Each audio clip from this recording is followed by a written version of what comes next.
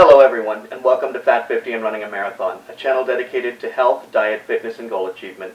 I'm your humble host, Topher, and I hope you'll like this video, subscribe to the channel, and most importantly, weigh in the comments section with your thoughts, opinions, and relatable stories.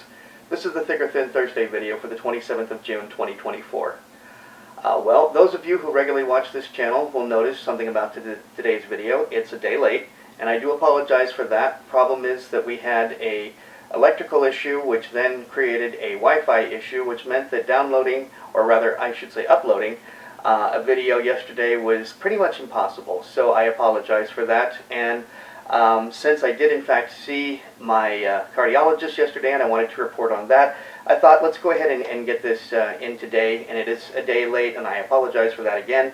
But I did want to let you know that I spoke to my cardiologist, who approved me for surgery, which means that the foot surgery can begin sooner rather than later, and I am thankful for that because I want to get that done because I'd really like to start walking again. And in fact, I have been walking in the mornings, and my accountability buddy has, we've acquired another accountability buddy, actually two in a manner of speaking, and one of them is my wife Nancy, and so we're walking in the morning, and except we're not even logging a full mile.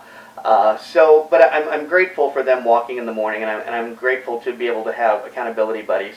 It has occurred to me that there's not really a whole lot of point in even starting the marathon training until we get the foot surgery done. So walking with them in the morning is probably about right for now, until the surgery is done and I've recovered from that.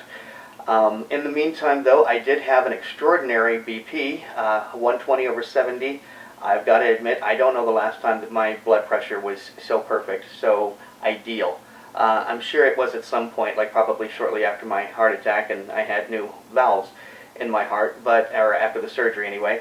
But it's been a long while, and I credit that to taking my medication like I'm supposed to. And if you are out there and you're supposed to be taking your medication, take your medication. If you're going to go see a doctor and the doctor's going to give you something for your condition, take it, honestly. And I'm not discounting those of you who completely discount Western medicine. There's a lot of valid points made by those of you who completely just reject Western medicine.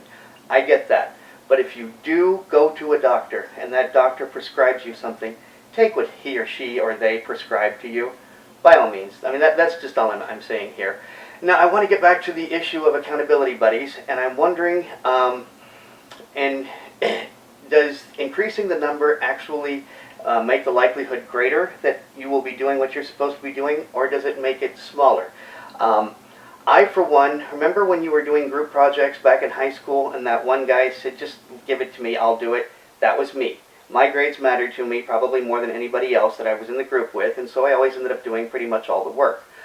Well, what I'm wondering with the number of accountability buddies is, are you more likely to go because there's more people you're letting down, or are you more likely to not do what it is that you're supposed to do because you figure there's already 3 or 4 of you doing it, and so nobody will notice if I'm not there, or nobody will miss me?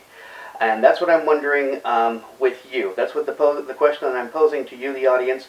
That's what I'd like to hear about in the comments section. I'd like to know, when it comes to accountability buddies, those of you who have employed that measure, does having more work better or not as well for you? And if you haven't, you've only had one accountability buddy in the past and not had a group before, what do you personally think you would do? Are you more likely to maintain what you're supposed to be doing because you have more accountability buddies in a greater circle? Or does that mean that it gives you the freeway and the leeway to just say, I'm not going to make it today because there's enough of them there and nobody will miss me? So that's what I want to know from you. And until then, I thank you for watching, and remember, only by taking care of ourselves first are we capable of taking care of others. Thanks again for watching. Topher.